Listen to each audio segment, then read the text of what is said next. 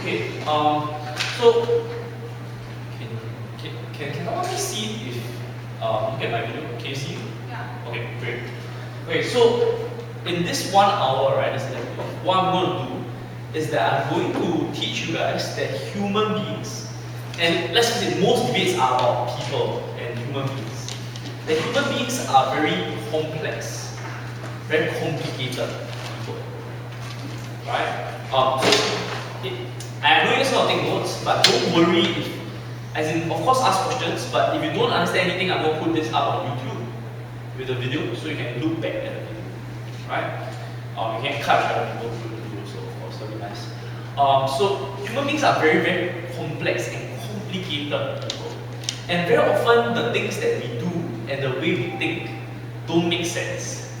They don't make sense when you first hear or listen about it. And the problem in debates is that most people, most debaters, believe that human beings are rational, normal people, but they really are not, right? So for example, let's take a give you an example. Let's say that there's a class A and class B, right? And there are three students in each class. So student 1, 2, 3, student 4, 5, and 6. Alright? So let's say I'm a teacher and I want to give out sweets in each class. Right, so I'm giving out sweets, candy or cookies, whatever. Let's say in class A, I give out 2 sweets to each student. Right? And in class B, I give, let's say, 7, 6, and 5. So I give them different number of sweets. Alright? Who will be the least happy? Let's say the 2 classes don't know each other. Out of the 6 students, who will be the least happy? Who will be unhappy? Can you try not to sit in front of my video? Yeah, no worries. So I'm putting the video out. Right, again, just for your benefit. So this is, imagine I'm a teacher. I'm teaching 2 classes, class A, class B. There are 3 students in each class. Student 1, 2, 3, 4, 5, 6. And I'm giving out sweets, candy. And I give everyone in class A the same number of sweets, and the people in B different number of sweets. Right? Who do you think is the most unhappy? Or who will be sad? Any guesses? The class A? But which student will be the most sad? 6, right? Okay, so here we really recognize that student 6 will be the most unhappy. He will be unhappy even though he's getting more sweets than students 1, 2, and 3. Why? So why is student 6 unhappy? Because in his class, he is unfairly treated by others. Correct.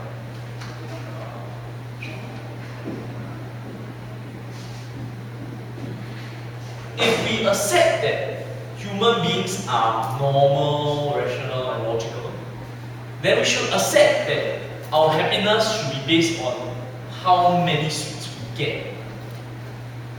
Right? If you think about it, a comparison, like the eagerness to compare yourself with other people, is not really rational or logical or normal. You cannot really explain why. Right? I mean, the reason why is because we are social creatures. And we care not just about how much we get, but we care about our hierarchy. Do we get more or less than other people? Right? So what I'm trying to show here is that human beings are very complicated people. Right? They're not, the way they behave is not as simple as you might imagine. So one of the common mistakes that I find is in a debate, like this house would abolish the death penalty. The death penalty, you guys all know what the death penalty is, right? And there are people who say, oh, the death penalty is a harsher punishment, it's a more serious punishment. So they will be there will be a greater deterrence. Right? And if you really think about how human beings behave and react, this argument doesn't make any sense. Right? The reason why this argument doesn't make any sense is because this argument states that you are more afraid of the death penalty than life imprisonment. And that's why you won't commit the crime. Right? But if you put yourself in the position of a criminal, right? Let's say you want to murder someone, right? Will you really think to yourself, am I more scared of the death penalty or am I more scared of life imprisonment? Not really. Like people who commit crimes, like say you don't commit such a serious crime, right? Most people commit serious crimes because they think they're not going to get caught. Right? If you know that you're going to get caught, you're not going to do it. Because then it doesn't make sense. Right? And more importantly, it's very difficult for a person, like different people are different. Not everyone is more afraid of death. Not everyone, some people are more afraid of life imprisonment because they spend the rest of their years in jail. Right? So whenever you're in a debate, you really need to put yourself in the shoes of the person. You must think, if I am a criminal, if I'm a potential criminal, how will I think? How do human beings think and react? And that's something that I notice a lot of debaters don't do. Right? Let me give you another example. Right? So this class is going to have a lot of examples because I need to use these examples to show you guys how people behave in very strange ways. It's the Olympics now, right? You guys follow the Olympics? Right? Olympics, you know, if it's the top three people of the Olympics, they get medals, right? So the medal is the top three. Then there's a podium. First, second, and third. It's gold, silver, and bronze. Let's make a guess. Out of these three people in the Olympics, they are top three. Who is the most unhappy? The one who gets a golden medal. The most unhappy. So the bronze, most sad. bronze. Silver, Who said silver? Why silver? because he lost at the final. Yeah.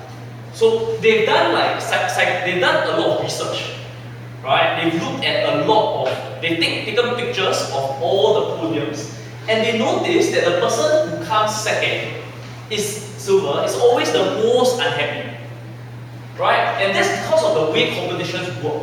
There are two reasons. One, because of the way competitions work, right? When you're a silver medalist, you lost in the final, but when you're a bronze medalist, you won in the third place finish. Right? So the feeling is different. But we also realized that there are other types of sports where, say it's a swimming sport, right? Or 100-meter sprint, running. And they noticed that even in those things where it's not a semi-final or final, right? Because all of them are running in the same race, the person who gets silver is still the most unhappy. Right? And that's the second reason I'm going to talk about. Because we compare. Because when you get second, what you're thinking is, I could have been first. If I just did slightly better, I could have been first. Because it seems so close and you compare yourself to the person who came first.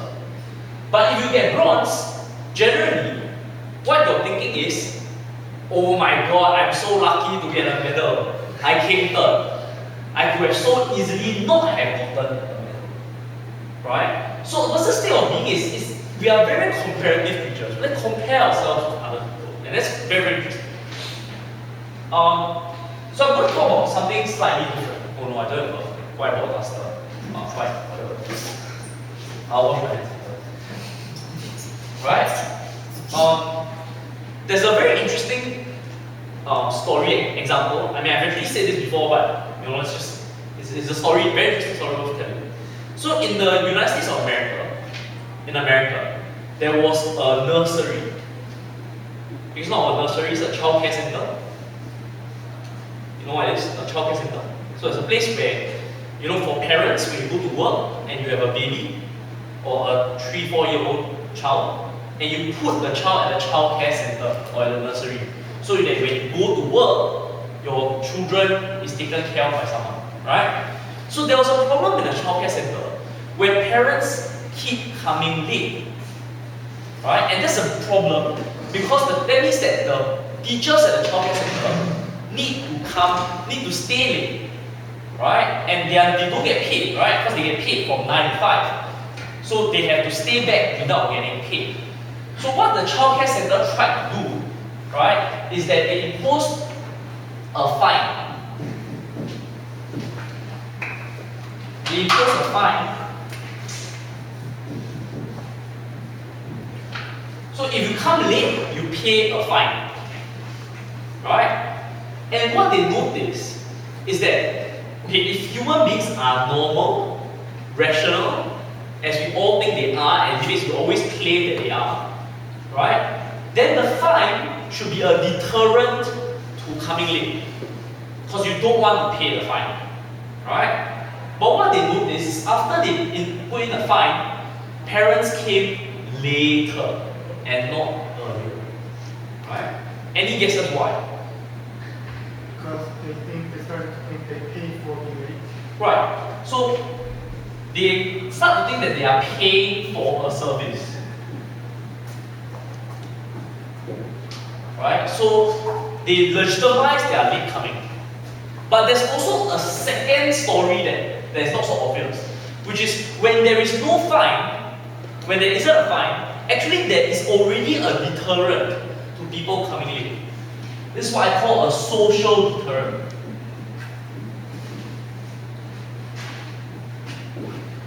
They were afraid of coming late because they felt embarrassed, right? Because they feel like they are bad people, right? And that's another thing about human beings. We like to feel like we are good people, right? So when there was no fine, they felt very bad for coming late because they know that the nursery everyone has to stay back later, and it's your fault. But when you're paying for a service, if you're paying, then you no longer feel guilty. Right? So, I know that a lot of the times, like, a lot of you will probably be thinking, how is this relevant to grades? My answer actually is this lecture is not so easily relevant. Right? You really need to start thinking about, like, it's more about teaching you guys to consider how human beings think and to then use it in debates. You'll be surprised once you are very used to that practice of putting yourself in the shoes of people and thinking about how they actually react, then you will not run a lot of arguments that you usually run. So just to recap for some of those people who are late, right? The death penalty is not actually a greater deterrent than life imprisonment, because most people who are committing crimes don't actually stop and think, before I kill the guy, if I kill the guy, is the death penalty more scary? Like, nobody does that. Or if I sell drugs. If I sell drugs, will I die or will I just rot in prison? Right? So people don't actually consider these things. More examples. Insurance. Everyone knows what insurance is? Buying an insurance policy. So you go to a bank, like you buy from AIA or Prudential, it's a health insurance, right?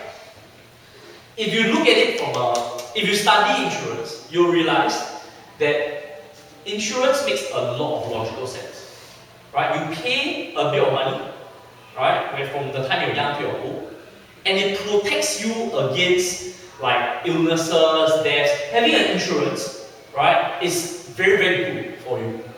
But nobody buys insurance, especially nobody young buys insurance, right? Actually, the best time to start buying insurance is when you are young, right? Why do people not buy insurance? Because human beings, and another very interesting thing about human beings, people rarely think that they are going to die, right? They just don't think that they're going to die. Like, we don't consider, oh, I might die tomorrow, maybe I should buy insurance. They don't like to think that they are going to die, right? And therefore, nobody buys insurance until they are older, when they start to worry about something happening to them. But by then it's always too late. If you buy insurance when you're old, insurance becomes very, very expensive. Okay, this one I have an example of a motion to illustrate my point, right? So there's a motion that says this house would prefer a world where people live forever.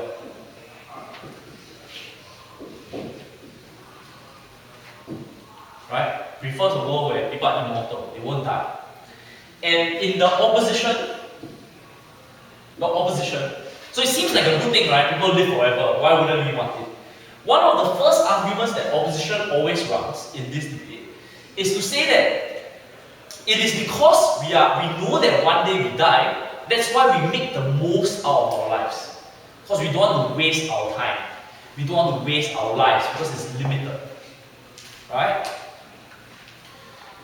If you consider what I just told you about insurance, this is not exactly true. Right? And this is the reason why people, when they are 18 or even in high school, right, children or teenagers, even people like us, we do a lot of really stupid things. Right? Sometimes we run across the road, we beat the red light, we get into fights. And the reason why we do a lot of these really stupid things is because we don't even think that we might die. Right? That's why we do all sorts of really dangerous things. Right? So it's not true, like even though Ock may say that we need people to die eventually so that they are motivated to work hard. Right? If you think about like today, why are you guys here? Are you guys here because you're afraid that you'll die someday and I'm gonna die, I must come to ADI and learn the basics? Not really. We're not really motivated by that. Right? So if you really consider and think about how human beings think and how we work, right, then you'll know that this doesn't make that much sense. Yeah, sorry, it's a flood of examples, but like, I need them. So, anyone studies business or marketing? Major in business or marketing? Or economics? What's your major? Oh, business administration. Business what? Business administration. Administration, okay. So in marketing 101, one of the first things you learn is product differentiation. And what we call price discrimination. Right, so you know you have the iPhone, and the iPhone has like the iPhone C, the iPhone mini, the iPhone S. Right, there's a range of different products. And what a lot of marketing people have done a lot of research is they realize that if you want more people to buy, okay, let's say if there's no iPhone S, right? Let's say the mini is the cheapest, the C is the middle, and the iPhone is the premium, right? They realize that most people will buy the iPhone C. And here's another thing, people want to be normal. They want the standard option. Right, so you notice when you go into a restaurant, when people go to a restaurant, they usually, when is that a small, medium and large, we usually buy medium. Even though we don't even stop to ask what is medium, what is large. So sometimes we order medium and the medium comes, you realize, oh my god, there's so much. Right? Or like upsize. Upsize works a bit differently. Okay? So people want to be normal. So they realize if you want more people to buy the iPhone, you must create a super premium product called the iPhone S. Right? And then suddenly everybody wants the iPhone. Right? Because they think the S is for really rich premium people. I don't really need it. The iPhone is good enough. Right? But then you'll realize that people also don't just want to be average. Even though they want to be normal, they don't want to be average. They want to be above average. Because it feels nice, right? Another experiment. So they did a survey. When they surveyed 1,000 people who drive, and they asked, how good do you think you are a driver? And they realized that most people, 80% of people, will say they are an above average driver. Right? So clearly we have no idea how good or bad we are. We perceive, like this is what we call an identity, right? How we view ourselves. Right? Nobody likes to think of themselves as, oh, I'm a bad driver. Right? And unless they have a lot of experiences, they keep getting into car crashes.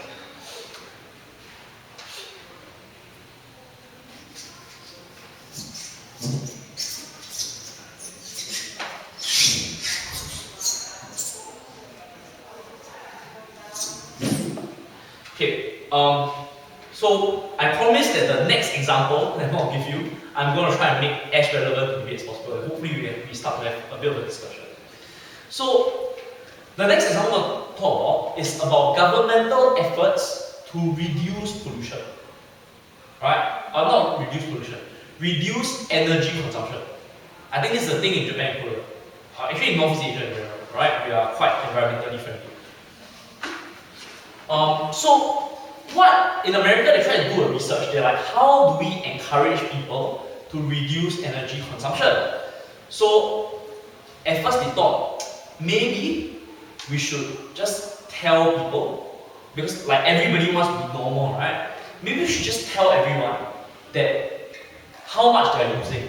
So if we tell them, you are the top 1% of energy users, you're using so much more energy than everyone else, that those people might reduce their energy consumption because they feel guilty.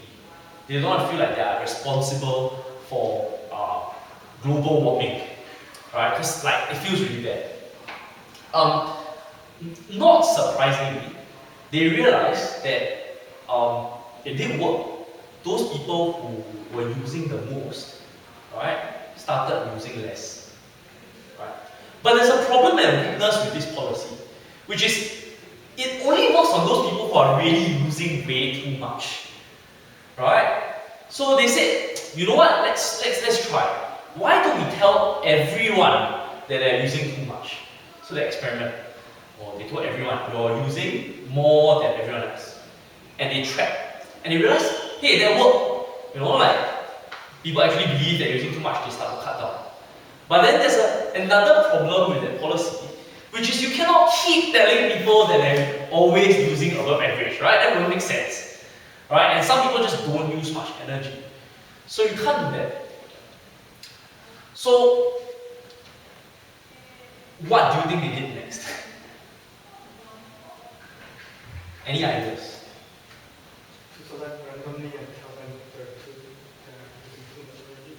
Okay, so yes, like as a statistician or psychologist, you may try to do that, right? But the practical problems of governmental policies is that in that you cannot always lie to people. After all, people get angry. So what they did was whenever people use too much energy, they didn't just tell them that they're using too much, but they stuck a sticker on their mailbox that says you are using too much energy. Right? And for those people who were not using a lot of energy, then they had a second problem, which is when they told people that they were using less than other people, they noticed a slight increase in consumption of energy. Right? Because I'm using too little, right? It's okay, I can use more. So how do we combat that problem? How do you make people who are using very little energy save even more energy? Okay, so for people who are using too much energy, why do we put a sticker on their mailbox that says you are using too much energy? Why?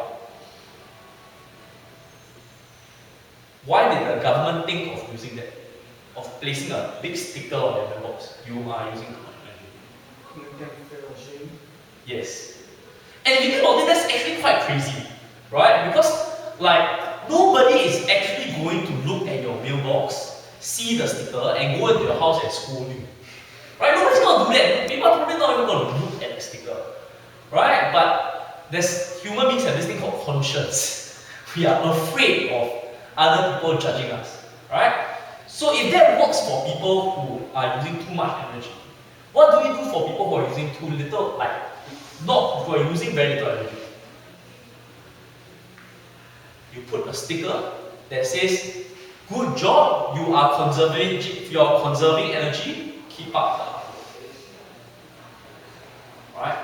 So same reason why the other sticker works. Because people like to feel good about themselves.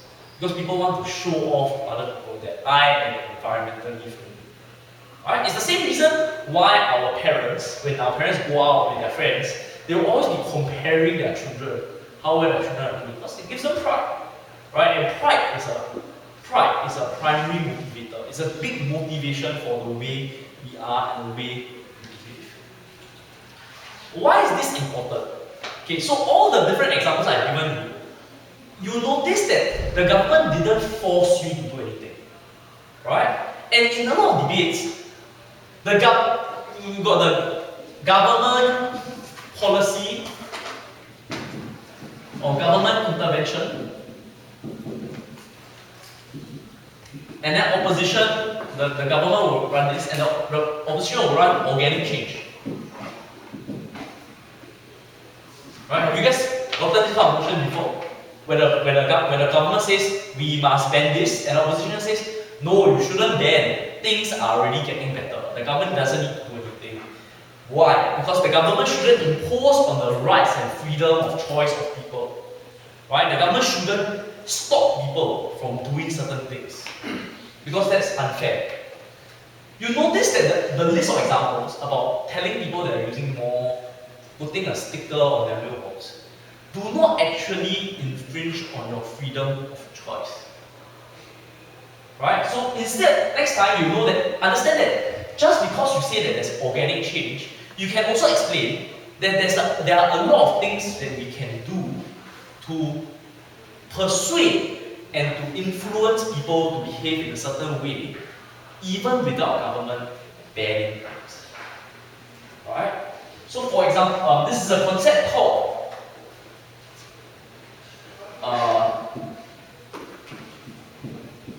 it's called libertarian authoritarianism.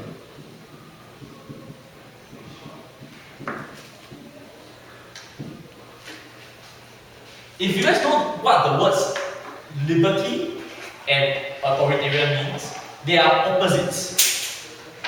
Right? If you're a libertarian, you believe in freedom of choice. If you're authoritarian, you believe that the government should force. Right? But there is a concept called libertarian authoritarianism, right, which mixes the two opposite things together. This is actually, I actually read an entire book about this. I would highly recommend it. The book is, if you're interested in this, the book is called Nudge. Alright, it's quite a famous book. N-U-D-G. Right? So if you find this interesting, you can find out more. Right? But what libertarian authoritarianism does is that it influences you to make choices that you think that you're actually making a choice based on what you want. But the government is actually manipulating you to make the choice that the government wants. Right? So how do we do this? Say conserving energy is one example. Another example is, has anyone been a motion this house would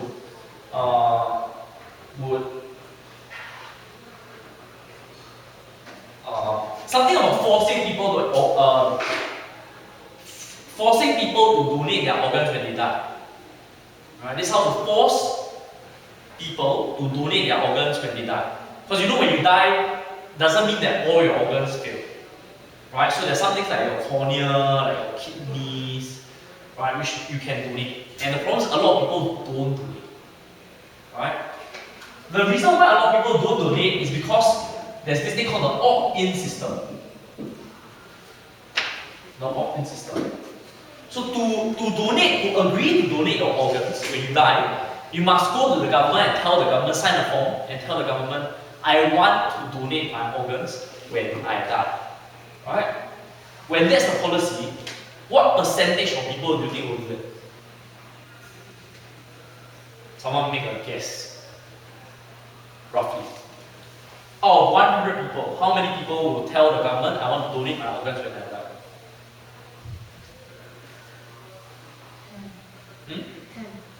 10 or less, depending on where you are, depending on culture.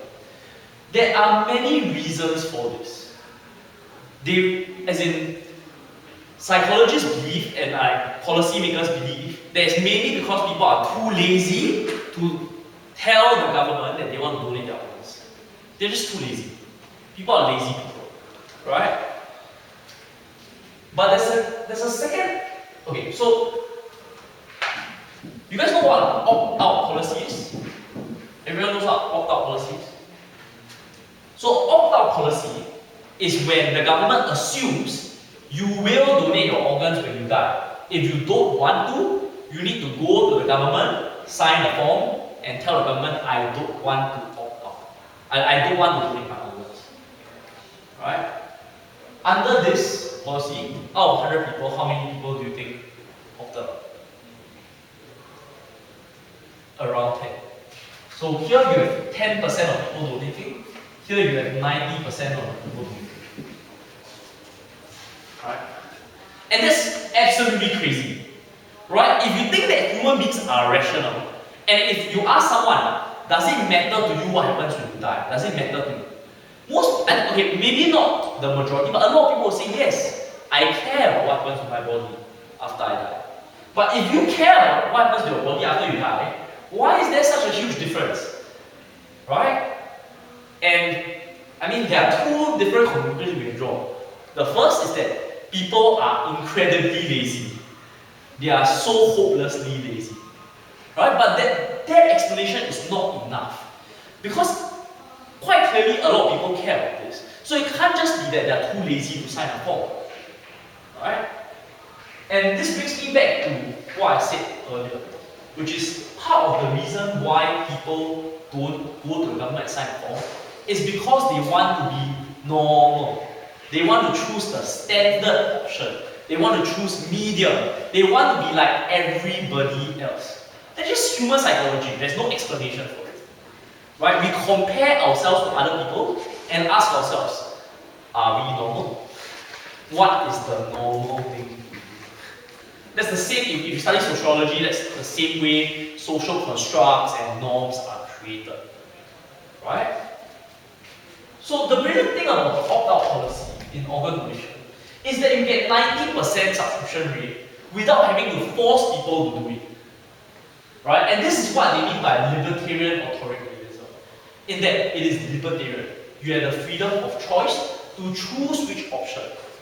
But the government can influence how you make those choices. And that can influence your decision. Right? This is a very powerful idea, especially if you're planning to work for the government. I mean, even in business administration, right? Anything that deals with policy making. Same with debates, because debates has a lot to do with policy making. We make a lot of complex policies. If you can understand how human beings think, how we are very strange creatures, you can then craft policies that can suit that emotion and that situation. Right? Does this make sense? Okay. Very good. So,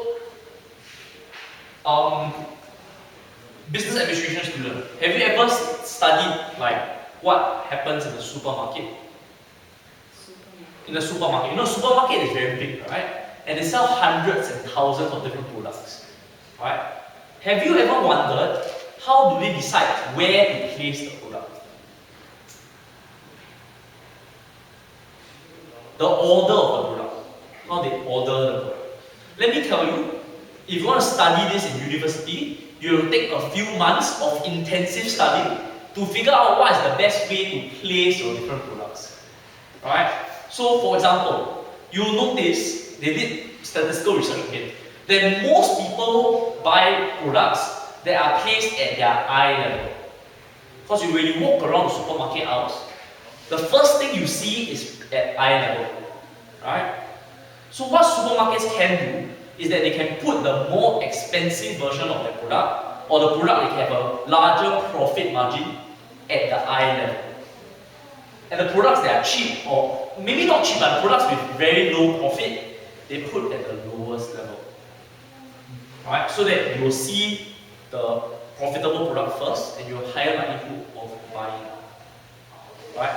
This is why companies pay supermarkets a lot of money, right, to decide where to put the product in the supermarket. Right? And that's also quite scary. because it suggests that human beings are really lazy, not very rational people. Alright? This goes towards even dealing with issues like obesity. Obesity in America, I'm sure we've done motions about motions about how we deal with obesity, whether or not we should ban fast food, whether or not we should ban fast food from sponsoring sports tournaments, whether or not it's about taking children who are overly obese away from their parents, forcing them to attend fat camps, whatever, right? Once again, a lot of research has been done into how to improve the health of children. And they noticed that, when you walk through a cafeteria, a canteen, right? If you go through a buffet-like canteen, I don't know whether or not that's what you guys had in your high school or middle school. But you guys have seen it before, right? It's like, if you're high school or middle school, you go to a school canteen, right? You stand in line, and then there's a line of buffet, it's like a buffet almost, and then you take what you want, right? And you sit down and eat whatever you take. They realize that children are most likely to eat the most amount of the first item that is there. Alright? So there's a huge difference if you put fried chicken as the first item, or if you put broccoli as the first item. Right? And again, there are many reasons, like the reasons for this is not simple. Right? There are many reasons for this. There are psychological reasons, which is you just take more of the first thing that you see. There are practical reasons, which is if you have a small plate and you've already put in what you already have, at the end of the queue where all the unhealthy food is, there's less space on your plate. Right? If you think about it in terms of options, so what this tells us is that the order of options that we get, right, matters. So, like for example, we talk about your girlfriend or your boyfriend, right? You are out, like if you look at people, statistically speaking, people are most likely to be married to the first girlfriend that they get, or first boyfriend that they get. Right? Why? Because you don't know anything else. Right? You're with the girl, you don't really think about, there are other options, or like you don't feel bad. Like, I'm the girl, yeah, we're happy, get married. I'm not saying that the majority of people marry their first girlfriends or boyfriends. But I'm saying that people are more likely to marry their first boyfriends than their second, third, fourth, fifth, or sixth. Right? And the reason is again because after a while you realize you have many choices. Right? And the more choices you have, right, the more it leads you to think, actually I have options. Right? Actually maybe I'm not ugly. Actually maybe I'm quite popular. A lot of girls like me. If I don't like this one, I can always move on to the next one. Right? But the first, they will say, first love is the sweetest. Right? So similarly, even in a line, right? The first item is taken is very often the most commonly taken one. So there are just so many things that the government can do to manipulate our choices without necessarily forcing us to make certain choices. Right? And your ability to understand that, let me give you another notion. This house would pay teenagers not to get pregnant. Okay? So let's try and apply some of what I've been talking about to the policy we will set up in the government side of this motion. Right? Okay, without thinking too much, can someone tell me, if you set up a policy for this, what would the policy be like? What's the mechanism? How would you pay teenagers to not get pregnant?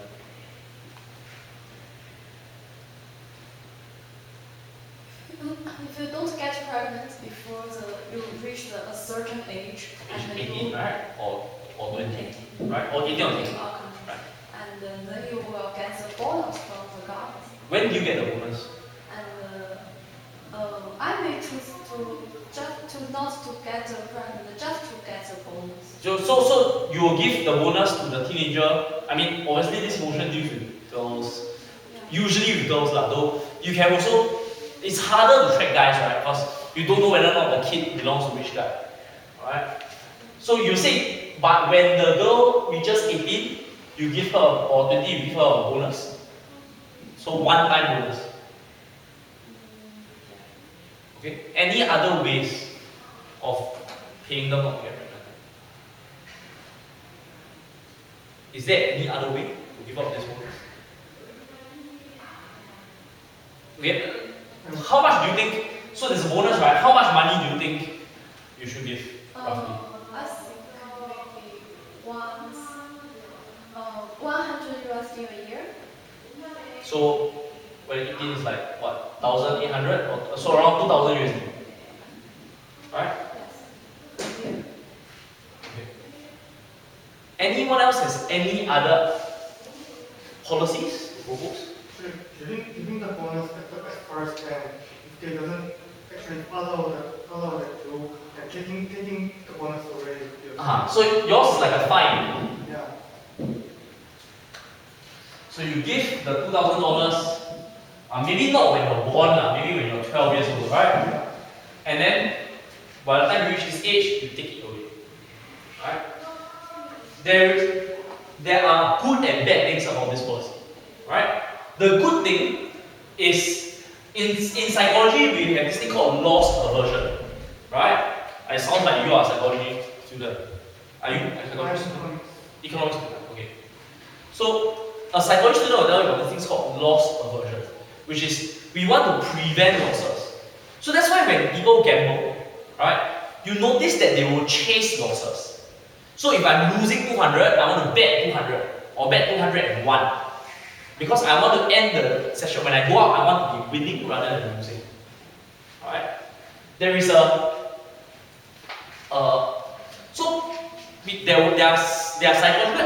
there are psychological experiments that track how happy you are.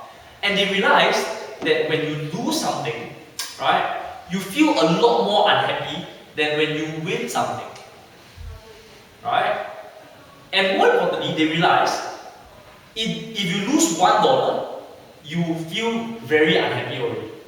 If you lose $100, you do not feel 100 times as unhappy. So there's a diminishing marginal, happiness. Right? So the impact of losing every extra dollar, right, hurts less. Same with winning. So the reason why this works is because people don't want to lose $2,000. Because the feeling of getting free $2,000 is nice. But the feeling of having to pay out $2,000, right, hurts. Because you feel entitled, you feel it is mine. I don't want to give it to you. Right? The problem with this policy is that it is very, very problematic that you're finding teenagers who get pregnant because they probably are the ones that need the most money. It's probably not a good idea. They already need money and you're taking money away from them. Right? There is a better, I wouldn't say better, but there's a different way of doing this that I think is more effective. You can give it out in installments.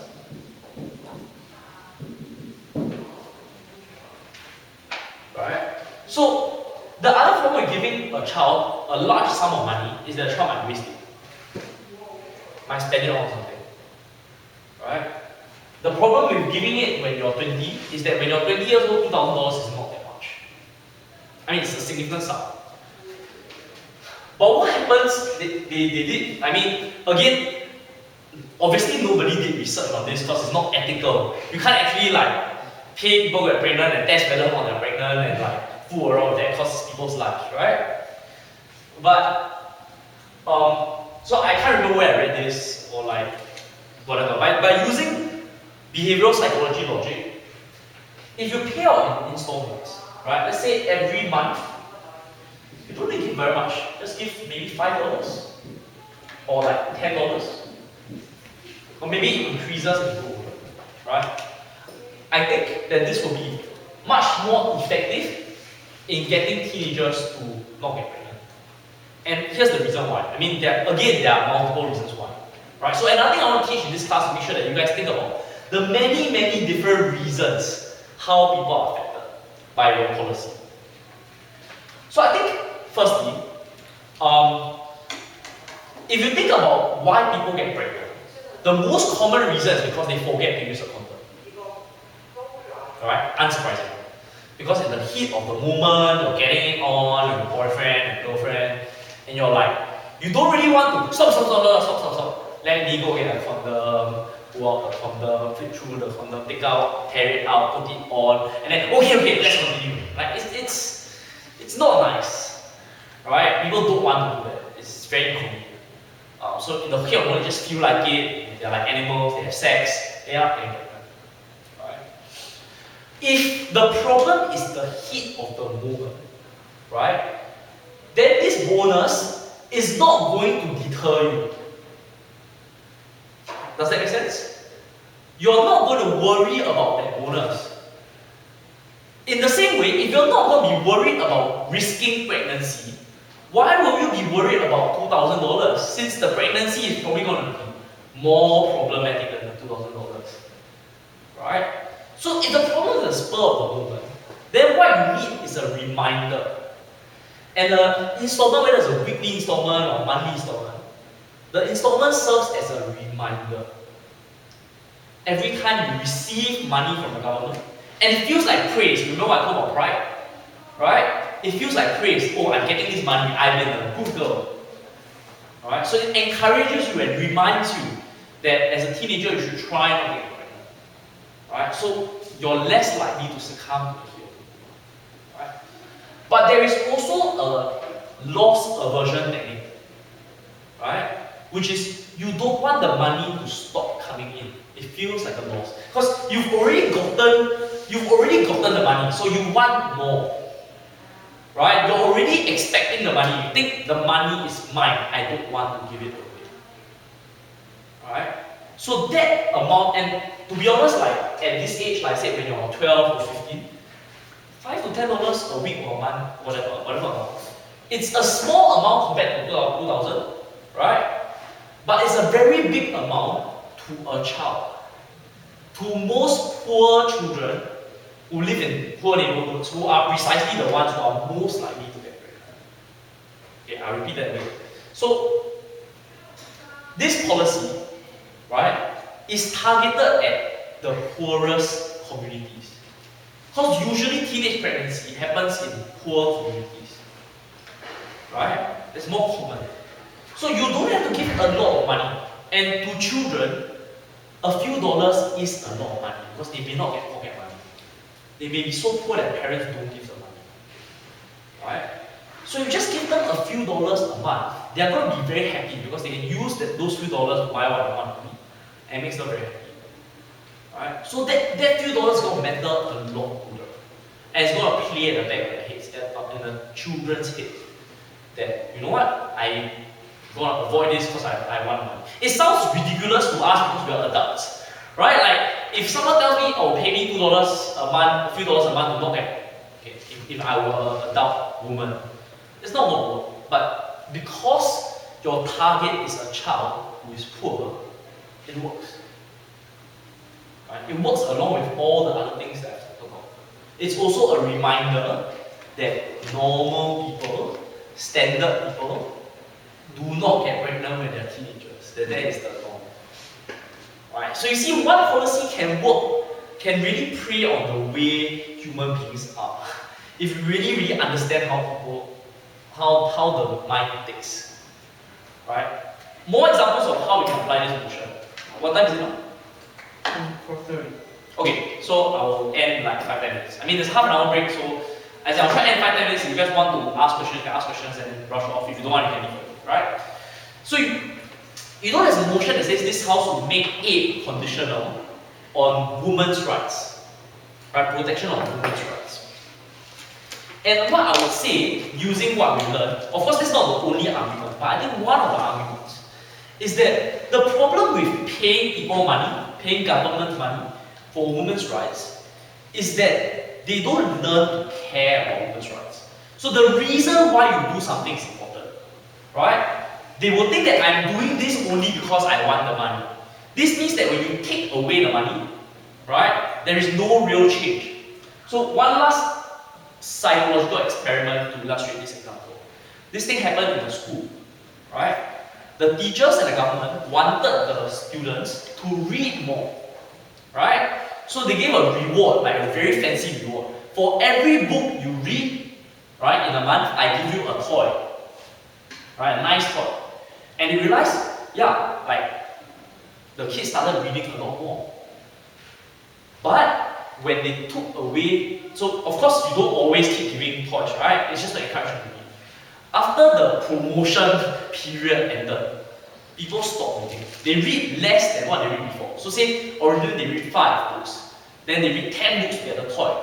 After that, they read 2 books.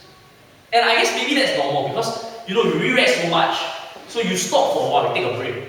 And then you assume that after a while, if they've been reading 5 books a month, all this while, they'll read 5 books a month. But they didn't. They read maybe 3 books a month. Right? And this is problematic because that means that the teachers are not encouraging you to read. Right? So they tried something else. They're like, what if we don't give you a toy? What if we just give you a chalk that says, good job, or like, give you like a star, and those chalks, or praise you? And they noticed that actually encouraged people to read more. And that's again absolutely crazy. Right? They realized that when they rewarded the child less, right, the child ended up reading more than if they gave the child more rewards. Right? And what psychologists found out is that the reason why that is the case is because the teachers that gave the children toys have changed the reason why the kid reads. Because once upon a time, the kid read because he enjoyed reading. But when you give him a toy, he reads to get the toy. And when he doesn't have the toy anymore, he not only has no incentive to read, but because you change the reason why he reads, not to be his love for reading, he actually likes reading less.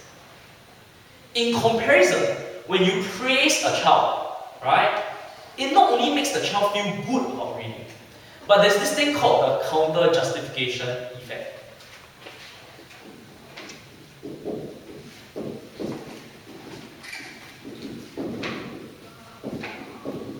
Right, this is interesting. What a counter-justification effect says, right, is that, so, okay, they did a list of experiments, it's very, very long, I'm not explaining it, right, but briefly, what happened was that when you give the child just a stamp or a sticker, right, the sticker makes the kid feel good, and so the kid reads more when there's a free sticker, right? But the sticker is not good enough to become a reason for reading, right? But yet the kid reads more. So in the kid's mind, in my mind, I must ask myself, why am I reading so much? When there's a toy, I will say, it's because of the toy, that's why I'm reading so much. And then my conclusion, I think in my head, actually, I don't really like reading, I just want a toy. But when I get a free sticker, I ask myself, why am I reading so much? Right? And the answer cannot be because the sticker is a stupid sticker, it's not a big deal. Right? So in my mind, I trick myself and I think, it must be because I enjoy reading. Right? So, again, like, going back to the motion about making aid, forcing countries to do good things, or giving them aid to encourage them, right? And again, I'm not saying this is the only argument, but if you understand psychology, then you can make an argument that says, when you force or incentivize someone to do something using a threat or a reward, you create a situation where they do that good thing because they want the reward or because they want to avoid the punishment. And it doesn't at all make them more convinced that women's rights are right thing. And I think that makes sense, right? You tell Saudi Arabia, you tell an African country, if you don't protect your woman, right? If you don't control your population size, if you don't give women free education, right? We are gonna either sanction you or punish you or give you rewards or whatever. The only reason why that's going to work is because the countries care about the reward of the country. Right? That's going to be the only reason why it might work in the short run. But if you don't change mindsets, if you don't change the way people think, if you don't change what people value, right? Which is at the end of the day, caring about women's rights is something that you have to understand and feel in order to be convinced. And that takes time. And that is organic change. Right? And the problem with the government intervening in this way is that the organic change won't happen. Right? They will not slowly change because they will constantly say, they will be constantly angry at the West. Why is the West threatening me? Or like, they will be constantly, oh, I want the money. Right? So their mindsets will never change. They will continue to see women as a tool to be used for money, as a tool to avoid sanctions, and not as a human being worth protecting. Because of the way incentive structures work. Okay? Okay, I'm really sorry. Actually, this is something that I took some psychology modules and I read a lot of these books because it's a topic that I find very, very interesting. So thank you for staying here for 1 hour for me to share my thoughts. Obviously, in 1 hour, I really can't tell you about everything. My objective is really to just get you guys to think more critically about how human beings are and to be very careful about describing and explaining how people behave and react, because that's going to be very, very useful in debates. Because if you are the only person in the room, and I know a lot of things that I say sound crazy, right? It sounds crazy. But I think after I explain to you why, you understand. So imagine you are the judge and I am the debater, right? And I've just explained to you, I've just made you think that something crazy makes a lot of sense. Are you impressed? Okay, I hope you're impressed. Right? It's quite impressive. Right? Now imagine if your opponents doesn't understand this. Which means A, they're not going to make these sort of arguments. B, they're not going to know how to rebut you because they never thought of it at all. That is going to be a unique advantage that you're going to have in the debate. Right? So I just hope that you guys will start thinking critically about how policies work, how people react, how people think. Right? Otherwise, from the end of my lecture, of my elective, are there any questions? I mean, okay, if you guys need to leave to run off to the next building, because I understand the buildings are very far apart from each other. You can, like, so you can stay, you can leave, you can approach me for questions. But like, I prefer it if people ask questions in front of everybody, so that like, we can share. Are there any questions? Yeah. The speech time is very short, 7 minutes. Yeah. So I think it is very difficult to explain that the function of people's mind pervasive in 7 minutes. Okay. So, first of all, you must know the example very well. Right? If you know it, then you'll be able to explain it better. In fact, what I'll do is I will memorize the example, and I'll memorize how I present the example so I know I can shorten the time. Secondly, you don't need to explain everything. Right? So if I'm going to explain this opt-in opt-out system, I just need to say, let's use an opt-out system instead of an opt-in system. Because people are like, I give an example statistic, 10%, 90%. Sounds crazy? It's not crazy. Let me tell you why. Right? Why is it not crazy? Because people are lazy, because people want to be normal. I give another example of how people want to be normal. Maybe it'll take 2-3 minutes, right? Maybe even 4, right? It's enough. And more importantly, it's worth spending the time, right? Because after I explain this, I take a solid 4 minutes explaining this. How much time do you think your opponents need to take down that argument? Right? So yes, it's high risk, high reward. It takes effort and time to set up something. But it takes even more time and effort to rebut it. And that's part of what we want to do in debates. We want to waste our opponent's time. We want to set up arguments quickly that are difficult for opponents to rebut. Because if you're spending more time, if you're spending less time with your opponent and you prove more things, then you win. Right? If you think of it as a strategy in terms of time. Right? So obviously, unfortunately, like I said, I don't think that after listening to this lecture, you will suddenly go back and be able to run all these arguments. Right? But the first step is to start thinking about it. once you start thinking about it, you start reading about it, when you prep debates, maybe at first you won't be able to come up with an argument. But after the debate, when you go back home and you think about the motion, so after the debate, you think about the motion, you may realize something. Right?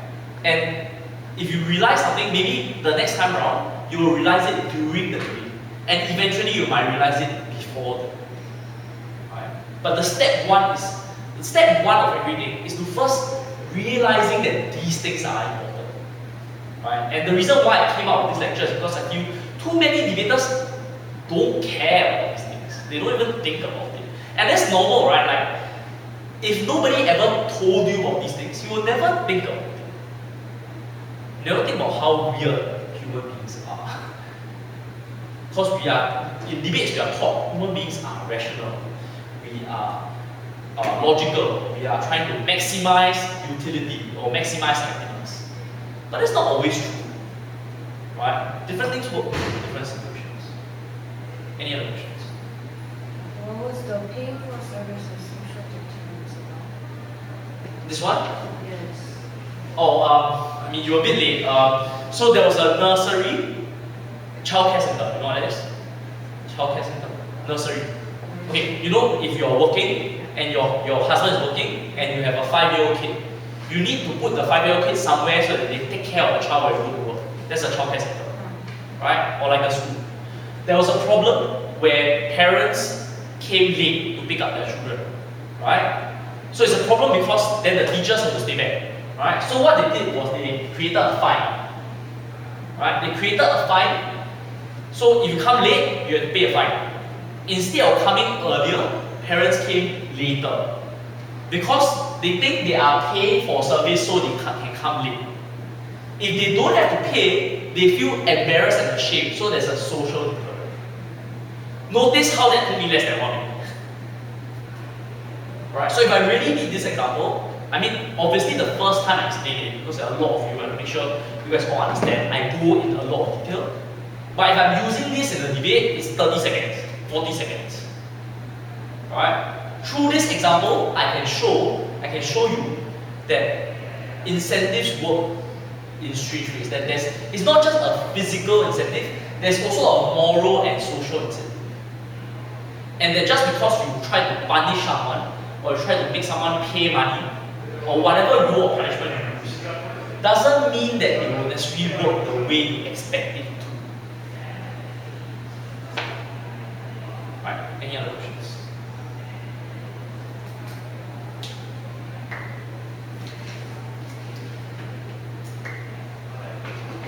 So if we want to use the psychological principles in the debate, well, that is so abstract and the influence to the system is so hard to evaluate. So the opposition side can just argue that we cannot prove that. Yeah. by- So if I told you about the counter justification effect, if I told you about this psychological principle of comparing us to each other without giving you the example, it sounds empty.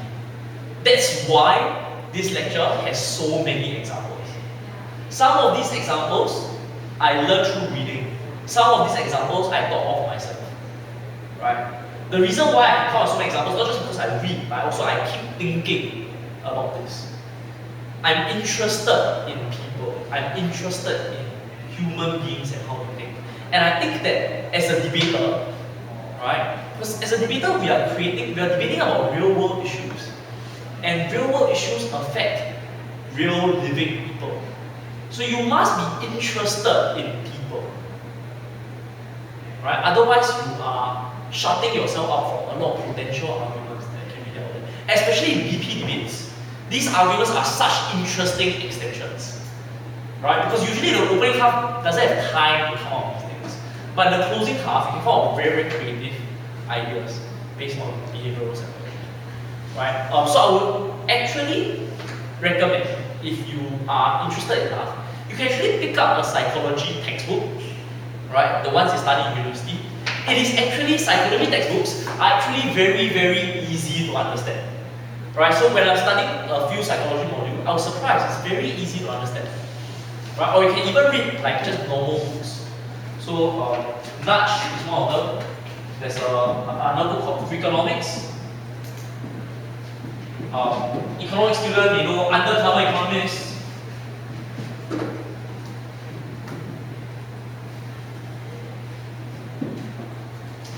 Freakonomics, undercover economist, nudge. I think it's called the undercover economist.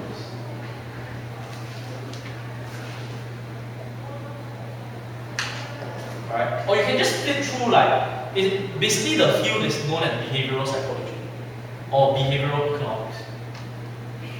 Right? In fact, all of these books are written by economists. But it's like social economists. Right? Obviously, like if you are into business or economics, there's actually a lot of discussion about how these things can affect the economy, what are the economic policies that you can go to encourage consumption, encourage savings. Right? So yeah. Last question. Okay, otherwise, thanks guys.